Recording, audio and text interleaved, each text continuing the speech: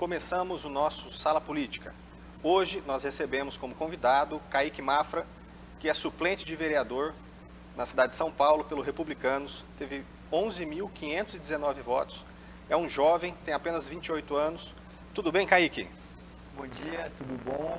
Eu queria cumprimentar aqui todos os nossos telespectadores da TV Todo Dia. Obrigado pela oportunidade de estar aqui. Obrigado. Kaique, conta um pouquinho pra gente essa sua trajetória que eu considero brilhante. Você é uma pessoa bastante nova e já consegui na maior cidade da América Latina, né, a maior capital, uma votação tão expressiva. Você está entre os primeiros suplentes ali do Republicanos, então acredito até que agora com as eleições você consiga vir a assumir uma cadeira também, né? Mas você também é pré-candidato, então pode ser que você também se eleja e com essa expressiva votação agora estendendo o seu campo de atuação para todo o estado de São Paulo. Você é uma pessoa extremamente influente nas redes sociais e eu queria que você contasse para a gente como foi esse início, onde você teve esse start para falar assim, vou para a política, é isso que eu gosto, e conta pra gente. Bom, basicamente ela começou a minha vontade na política com aquelas manifestações que tiveram em 2013, do passe livre, dos 20 centavos, eu acho que os telespectadores de vocês estão todos cientes, ou se lembram desse contexto dessa época.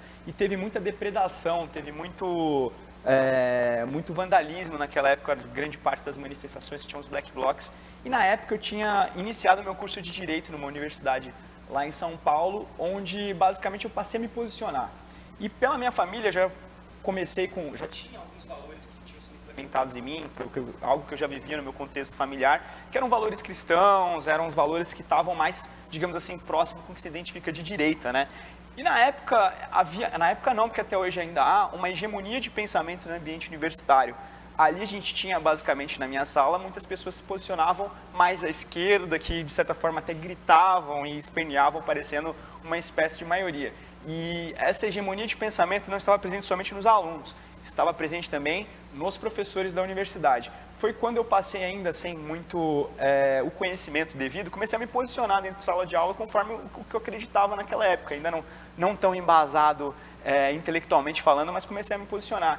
E nisso eu comecei a sentir determinadas represálias ali, seja de alguns alunos, algumas das vezes uma pitada de alguns professores, e comigo teve o efeito reverso. Eu passei, na verdade, até a gostar disso e passei a me posicionar de uma forma um pouco mais contundente.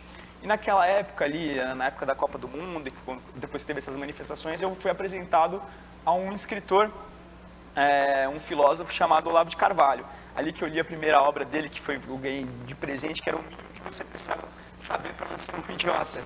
E quando eu terminei de ler essa obra, eu vi exatamente um dos artigos que estava compilado, que era O Imbecil Juvenil, né? Que é um artigo em que ele falava e que comecei a ver, caramba, esse é o contexto que eu estou inserido, esse é o contexto que eu estou passando no meu dia a dia. Eu estava vendo todas as pessoas ao meu redor, basicamente, sacrificando a sua personalidade para adquirir uma personalidade coletiva, aquela aceitação em rebanho. Eu via todo mundo ao meu redor, e conforme eu me posicionava, mais desagradava essas pessoas, mais desagradava os professores. Aí comecei a viver alguns momentos que eram um pouco mais complicados, alunos que algumas vezes insatisfeitos e com os argumentos meus passavam a querer me agredir, professores na universidade. Como eu cursava o curso de Direito, eu tive num momento assim, muito emblemático uma prova, né, que era de Direito Civil. E nisso tinha uma pergunta lá muito clara, nome é mutável? Eu respondi, nome é imutável, salvo as exceções, taranã, taranã, algo que eu tinha aprendido na doutrina ali que tinha me passado. E acabou que eu recebi meio certo nessa questão. Eu falei, mas o que tem de errado aqui? Aí eu comparei com um amigo meu que tinha a resposta correta ali, o certo, para não dizer que era idêntico, estava muito semelhante à resposta. Aí eu fui interpelar meu professor, que era um professor que tinha um viés público, mais de esquerda, digamos assim. Ele, olha, aqui eu te dei meio certo, porque você não explicou o que era nome. A questão escrita aqui, o que é nome, você só está perguntando se é mutável ou não. Eu respondi a pergunta, eu falei, olha, não vou mudar, não vou alterar a sua nota. Se você quiser, você converse com o reitor ou com outras entidades competentes, mas a sua nota é essa. Eu, na época, eu fiquei um tanto quanto indignado, levei essa indignação para casa, e foi aquele momento, ou eu me fecho na minha bolha, ou eu vou para cima. E na universidade eu sentia que a minha voz era uma voz única ali, que ecoava na universidade. Aí eu passei a me posicionar na internet, nas redes sociais. Ali eu vi que a esfera das redes sociais começou a me dar uma projeção e de que eu não estava sozinho. Eu sempre achei na universidade, estava sozinho, só tem o conservador aqui, só eu que estou tomando porrada de todos os lados. e comecei a ver que muitas das pessoas se intimidavam e não se posicionavam quanto a isso, mas que tinham um pensamento semelhante ao meu em vários locais, em várias outras cidades, estados, e que tinha uma população que abraçava as mesmas ideias do que eu. E meus vídeos, minhas postagens começaram, alguns anos depois, a ganhar mais repercussão, a crescer mais. Aí que em 2018 foi um ano emblemático, né? Porque foi um ano onde foi um divisor de águas, que grande parte do Brasil se posicionou, né? Eu tô de um lado, eu tô de outro. Eu defendo essa visão de mundo, eu sou contra essa visão de mundo. E eu me posicionei de forma muito contundente, aí que eu separei o joio do trigo, digamos assim. E comecei a ter mais contato com a política institucional, contato com alguns outros políticos, mais à direita, conforme a minha linha de pensamento, e foi tudo se tornando natural, e assim eu fui adentrando na política ali para em 2020, conforme eu senti que tinha uma repercussão alta, que eu consegui alcançar grandes números na internet, já tinha pessoas na própria internet falando, pô, por que você não se candidata? Pô, beleza, você é ativista, você critica muito, você tem um pensamento muito crítico, mas chegou a hora de você começar a propor, chegou a hora de você ir para um outro embate, né? Para o embate institucional. Foi aí que eu resolvi sair candidato a vereador lá em São Paulo, consegui ter uns 1.519 votos, faltou 1.057 ali para ser eleito, foi na trave, peguei a suplência e foi mais ou menos assim que constituiu essa trajetória até agora onde eu estou. Kaique, e quantos seguidores hoje você tem no Instagram? Hoje no Instagram eu tenho 205 mil. E a maioria é de São Paulo? A maioria é do estado de São Paulo. Então você já está bem cercado aí de seguidores que já conhecem o seu trabalho aqui. Tem um pouquinho, tem um pessoal. Então você começa em 2013 a fazer a faculdade, em 2016 você não se candidata, e aí as pessoas começam a te pedir para se candidatar, e você vem em 2020 e fez um excelente trabalho, batendo, vamos dizer assim, na trave mesmo, né? Algumas pessoas comparam você ao Nicolas Ferreira e ao Carmelo Neto, então você seria a versão desses dois que lograram êxito, no caso, aqui no estado de São Paulo. E isso te ajuda a alcançar? Você tem o mesmo público, é o mesmo perfil? Ajuda, na verdade, tanto o Carmelo quanto o Nicolas são grandes amigos meus, são pessoas ali que a gente começou basicamente junto, a gente teve os mesmos problemas de campanha, os mesmos problemas comuns, porque a gente não teve recurso para campanha, a gente teve que ser mais criativo, a gente fez a nossa campanha pela internet. Então, em 2020, a gente inaugurou uma forma nova de fazer campanha, que eram as dobradas interestaduais, que eram as dobradas que eram entre pessoas de municípios diferentes, mas, por exemplo, eu tinha público de Belo Horizonte, público de Fortaleza, eles tinham público de São Paulo, e a gente se ajudava. E, naturalmente, os problemas que eles tinham, os mesmos problemas que eu, seja de estrutura, e aí a gente trabalhou muito junto, e as nossas origens, os nossos valores são bem semelhantes. E o perfil também, todo mundo é, digamos assim, mais jovem, combativo, a gente vai para o enfrentamento ideológico, trabalha a pauta cultural, então, basicamente, são duas pessoas aí que eu tenho muito carinho, que me ajudaram muito em 2020, espero que em 2022 também me ajudem e a gente continuar nessa caminhada que a gente começou junto. E vocês mantêm contato e vão se dar apoio? Porque esse período de pré-campanha e de campanha, a gente fala que é guerra, né? Agora a gente está no período de pré-campanha, uma preparação para uma guerra, né? Talvez muitos que estão em pré-campanha nem vão sair, mas vocês trocam informações, vocês conversam, como que é isso? Não, sim, a gente tem um contato muito próximo, a gente é amigo, o Carmelo inclusive casou, foi padrinho de casamento dele. A gente tem um grupo de WhatsApp entre os três ali, que a gente até é os Vingadores. É um grupo nosso ali que a gente troca essas informações, essas estratégias, que nem eu falei, a dificuldade de um é a mesma dificuldade do outro. Então a gente tem se ajudado bastante, vamos se ajudar agora, vamos gravar vídeo um para o outro, vamos trabalhar junto em 2022, porque, queira ou não, política é ocupação de espaço, né? E se a gente não ocupa, outro jovem de esquerda vai estar ali ocupando. Legal. E quando vocês falam em se preparar, na verdade eu falei para que vocês estão se preparando, quais seriam as bandeiras que hoje você carrega, que talvez eles também venham a carregar, sobre o que vocês pensam em trabalhar, o que vocês pensam, o que você especificamente pensa para o estado de São Paulo, e aí lembrando, né, o pré-candidato ele pode sair candidato ou não, mas o que você defende, independente de sair ou não candidato? Eu tenho os mesmos valores que são do Carmelo e do Nicolas, são os mesmos valores que a gente é cristão, né? Basicamente a gente tem essa mesma linha de pensamento. Mas as diferenças sociais entre o Ceará, entre São Paulo, entre Minas Gerais, cada um tem os seus respectivos problemas locais, né? E aqui eu tenho uma vivência, que eu acho que é a mesma vivência de praticamente todo jovem no estado de São Paulo, que é o problema dos pequenos furos, que é o problema da segurança pública. E essa é a principal bandeira que hoje eu estou carregando aqui no estado de São Paulo, que é uma bandeira que já me impactou, que já impactou muitos outros jovens e que eu quero estar procurando propor soluções para esse caminho.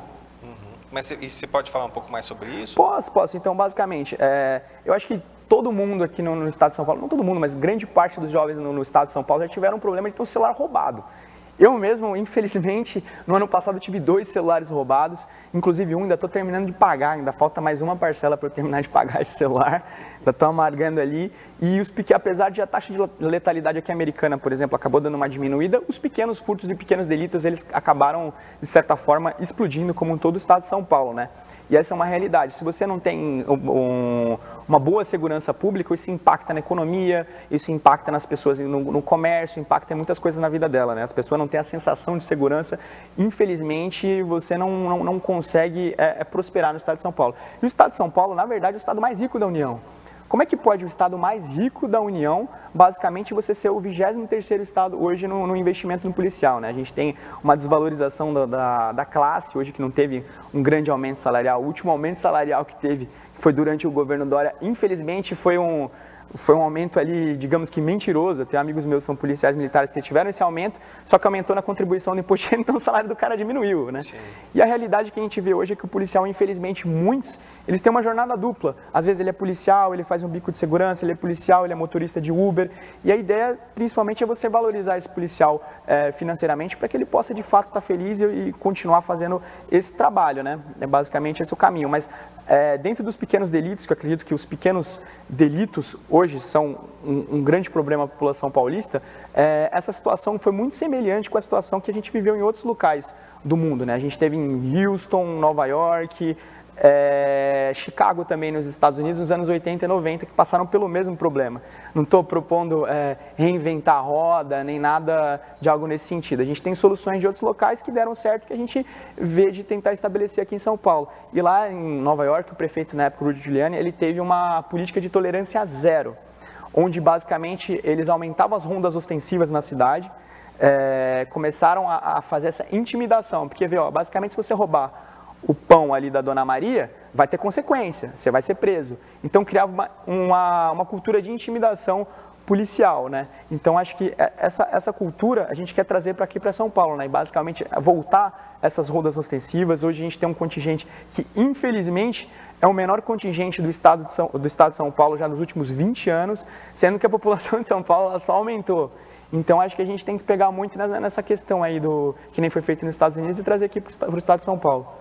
Interessante. Vamos puxar um pouco agora, falando em Estado de São Paulo, para a eleição estadual, né? Você está no Republicanos, é o partido do ministro ex-ministro Tarcísio agora, né? Tarcísio de Freitas. E eu bato muito aqui com os nossos convidados a respeito das pesquisas. Em 2018, as pesquisas não refletiram o resultado final. Uhum.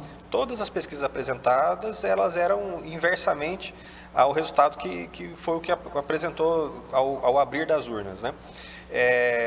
Hoje, a maioria das pesquisas mostram Haddad, algumas delas em primeiro lugar, algumas delas com Márcio França em segundo, Tarcísio em terceiro e Rodrigo Garcia em quarto. Como você está vendo, o que você tem sentido nas suas andanças?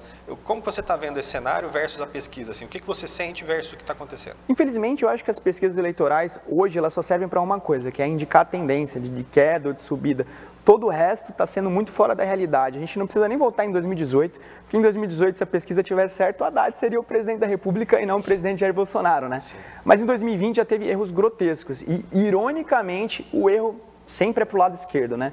Ali em Fortaleza, na candidatura a prefeito, estava que o prefeito do PDT...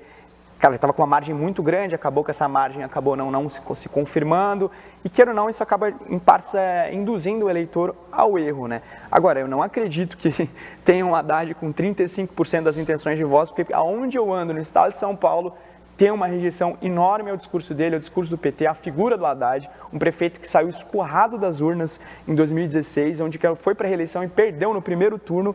Não acredito que ela reflita essa tendência no estado de São Paulo. Então você acredita na vitória do Tarcísio? Acredito firmemente na vitória do Tarcísio. É um candidato que tem um perfil que o paulista quer, um perfil de obras, infraestruturas, que vai pegar firme na questão da segurança pública, que tem, de certa forma, se for pegar na pesquisa espontânea ele está em primeiro, e ainda não é uma figura tão conhecida no estado de São Paulo, ainda não começou a fazer uma campanha de forma mais robusta, que venha a ser conhecido, o presidente também vai trabalhar a imagem dele, então tem um potencial aí de fato poder ganhar essa eleição. E a figura do Rodrigo Garcia, você vê com possibilidade de crescimento a ponto de ir a um segundo turno com Tarcísio ou não? Será que vai ser uma disputa polarizada, Haddad e Tarcísio? O que você enxerga? Na minha expectativa, eu acredito que vai começar o pleito a se nacionalizar. Eu acho que a tendência é que ter um candidato ali à esquerda, seja o Márcio França ou o Haddad, contra o Tarcísio, e essa campanha estadual acabe sendo nacionalizada. E é um cenário que dificulta muito para o candidato como o Rodrigo Garcia, que vai ali pegar carona na máquina pública para tentar angariar os seus votos. Basicamente é o cenário que eu vejo, um cenário muito difícil. Ainda tem a pecha do João Dória ali, ex-governador, todo o legado do Dória, que é um legado destrutivo para o estado de São Paulo. Então eu vejo com muitas dificuldades, né? Aposta numa lógica antiga para uma campanha que já não é mais antiga. Ele está no analógico, sendo que a campanha hoje é no digital. E recentemente Dória anunciou que desiste da candidatura à presidência da República. Você quer comentar alguma coisa? É explicado, né? Basicamente João Dória é um cara que traiu o Márcio França, traiu o Geraldo Alckmin, traiu o seu partido, nada mais natural do que ele fosse traído nesse momento, né? Um candidato aí que, digamos, escapou de perder para a margem de erro. É isso que a gente está vendo, mas está basicamente colhendo aquilo que ele plantou. E ele também quase traiu o próprio Rodrigo Garcia, não cumprindo o acordo de não sair do governo do estado, né? Exato. Ia ser o primeiro governador impeachmentado da história do estado de São Paulo. Correu esse risco, né? Conseguir fazer isso. Conseguiu e, infelizmente, aí João Dória, você que pediu tanto para as pessoas ficarem em casa, né? Agora a gente pede para você, fique em casa. Eu já sei um pouco a sua opinião a respeito da Nacional, mas vamos pensar aqui. Hoje nós temos o presidente Jair Bolsonaro como um candidato, né? As pesquisas hoje mostram o Lula em primeiro lugar, mas eu também acho que essa diferença não dá para se saber através das pesquisas, né? E quem que você acha que seria um terceiro candidato? Porque os dois que vão para o segundo turno a gente já sabe, né? Alguns ainda falam, o Lula vai ganhar de primeiro turno, o Bolsonaro vai ganhar no primeiro turno. Eu, particularmente, acho que vai ter segundo turno. E vão os dois. Mas vamos pensar os outros nomes aí. Ciro Gomes, Pablo Marçal, que é aquele coach que levou as pessoas para o alto da colina e teve que ser resgatado de helicóptero. Como que você pensa o cenário? E aí depois, se você quiser já finalizar falando sobre o Lula e Bolsonaro também. Bom, basicamente é um cenário muito difícil para uma terceira via. Eu acho que essa eleição não é uma eleição de terceira via, é uma eleição referendo do governo Bolsonaro, então a tendência, que eu falei, é continuar essa polarização, é algo natural. Vitória no primeiro turno, a princípio, eu acho um pouco difícil para qualquer um dos lados que seja. Não acredito que tenha essa margem do Lula na frente, acredito que o Bolsonaro hoje esteja nas frentes, pelo que eu estou sentindo, indo nas ruas, conversando com a população. Muitas das vezes eu vejo essas pesquisas que botam o Lula na frente, eu falo, não é possível, parece que você é feito dentro de um presídio. Porque não tem como, cara. Você conversa com a população, com o cidadão comum, você vê que de fato a situação não é aquela. Não tem Lula ganhando no primeiro turno ou próximo disso, não. É uma eleição que está muito polarizada e que eu ainda vejo sim um Bolsonaro na frente. Enquanto a terceira via, os outros candidatos, Pablo Marçal é complicado, né? É um candidato aí que faz um trabalho na internet ali, que é coach, mas eu acho que ele está se aventurando na política com outros intuitos, né? Talvez não com o intuito eleitoreiro, mas com o intuito ali de depois ter sua repercussão aí na internet, né? Tá querendo crescer, criar hype, mas não acho que é uma candidatura séria. Até quando você vai dissecando ele politicamente, a fachada dele vai caindo. Ciro Gomes é o cara ali que basicamente às vezes falta um Rivotril, né? Você vê as declarações dele, você vê o modus operandi dele, tem momentos em que ele faz gestos para a direita, gestos para a esquerda, é um cara completamente sem a sua identidade, é um cara que se precisar ir para a direita, ele vai para a direita, se precisar ir para a esquerda, ele vai para a esquerda, mas queira ou não, a verdadeira face é um coronel do Ceará, que a família dele está há mais de 70 anos no poder.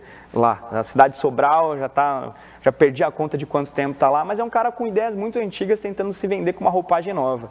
E eu acho que isso hoje em dia não vai colar. Então são candidatos ali que de forma conjunta eu não vejo perfumando na urna, e a eleição mesmo é referendo o governo Bolsonaro. Você quer que o governo continue, você quer trocar pelo que tem de mais antigo e mais corrupto na história, que é o governo do PT. Basicamente é o cenário que eu vejo hoje estabelecendo. Entendi. Nós estamos aqui na região metropolitana de Campinas, né? São Paulo tem aí mais de 40 milhões de habitantes, a nossa região tem mais de 3 milhões de habitantes. Nós estamos falando de quase 10% da população do estado, né? Você tem vindo bastante aqui na região, você conhece a região, você pretende estar mais presente, cada vez mais presente aqui na região? O que você tem para falar para o nosso público que é daqui da região metropolitana de Campinas? Hoje a região metropolitana de Campinas, como um todo, o RMC, é uma parte extremamente populosa, é uma parte extremamente significativa, uma parte empreendedora, uma parte que tem grande indústria, é uma parte que eu quero estar presente, muito próxima até do meu próprio berço ali, berço onde eu tive a oportunidade de me candidatar aqui a São Paulo, mas eu pretendo vir muito para cá, vim aqui hoje para também ter conversa com apoiadores, conversa com algumas pessoas que me seguem na internet, para a gente ver os problemas mais sensíveis da região, seja de Americana, Campinas, Nova Odessa, Sumaré. A gente está batendo esse papo porque é uma das regiões mais importantes do estado de São Paulo e mais importantes do Brasil. E é um compromisso que eu tenho aqui de estar aqui pelo menos de 15 em 15 dias para estar conversando, dialogando com a população. Interessante. Vou puxar um assunto polêmico, não sei nem se você pode falar, tá? Recentemente, salvo engano, na Jovem Pan, no programa Morning Show, a Antônia Fontinelli deu uma cutucada, não sei muito bem aí como é que está essa situação, e se você pode falar, inclusive, que eu vi que tem questão judicial aí no meio, e aí quem quiser dar uma pesquisa aí, Kaique Mafra e Antônia Fontinelli, que vai ver as notícias. Eu não sei se você pode falar, mas... Bom, até um processo judicial correndo, mas basicamente foi uma confusão da cabeça da Antônia Fontinelli ali, imagino eu, né? E uma irresponsabilidade, imprudência da parte dela. Ela teve uma briga ali muito particular com o ex-secretário de Cultura, Mário Frias, sobre Lei Rouanet, estavam, enfim, discutindo ali na internet, que eu, na minha opinião, eu acho que a direita tem que parar de brigar entre si, vamos focar no nosso adversário, que é a esquerda, vamos focar no PT, vamos focar no Lula, e vamos parar com essas brigas. Eu nem me envolvi nesse tipo de briga, porque é algo que eu sou contra. Aí, dentro dessas brigas, alguns perfis atacaram ela, atacaram ele. Dentro desses perfis tinha um perfil que era um bolsogata, se eu não me engano, né? Aí, dentro desse perfil, basicamente, tem muitos vídeos que são repostados de mulheres, conteúdo de direita, e tinha muitos vídeos meus que eram repostados nessa página. Aí a Antônia Fontinelli, basicamente, na cabeça dela, criou um raciocínio de que alguém falou para ela que eu seria o dono dessa página.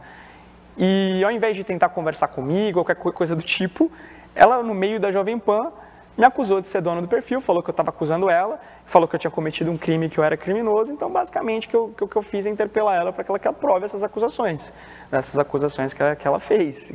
E esse perfil não é seu? Não, até queria que fosse, na verdade. Mas é bom, aí o pessoal vai acabar entendendo, provavelmente ela também vai acabar entendendo que o perfil não é seu e que possa, como você disse, né, os lados políticos, independente de direita ou esquerda, mas especificamente o seu, que é de direito conservador, parar de brigar e acabar se juntando em um bem maior, né, um projeto maior. Kaique, para fazer, te pediria para fazer as considerações finais aí com o nosso público, mandar um abraço pessoal aí da RMC, aqui da região de Americana também, a região do Polo Têxtil, que é especificamente a região de Americana, e fica à vontade. Bom, eu queria cumprimentar a todos aqui, cumprimentar os telespectadores, agradecer a oportunidade de estar aqui. É a própria região têxtil que, infelizmente, vem sofrendo de uns 40 anos para cá, com seu processo de desindustrialização que tem tido aqui, que antigamente era um polo mais forte e acabou sofrendo algumas questões pontuais aqui. Vamos trabalhar para que a Americana volte a recupere essa questão do polo têxtil, recupere as suas indústrias e não seja mais vítima do que foi durante esses 40 anos. Conte comigo como pré-candidato a deputado estadual, conte comigo não só Americana como todo o RMC. Quero estar aqui presente, quero estar aqui pelo menos de 10 em 10 dias para estar conversando com a população. Sou um pré-candidato, sou cristão, conservador, defendo o livre mercado, defendo pautas que são de austeridade fiscal, defendo que também, basicamente, a gente possa ter uma descentralização do poder, porque afinal as pessoas não vivem na União, não vivem nos estados, vivem dentro dos municípios, e que a gente possa ter, tanto Campinas quanto Americana, a gente possa ter mais recursos nas cidades onde os problemas são de fato solucionados. Obrigado, Kaique, por ter conversado conosco, e obrigado a você que nos assiste. Amanhã tem mais.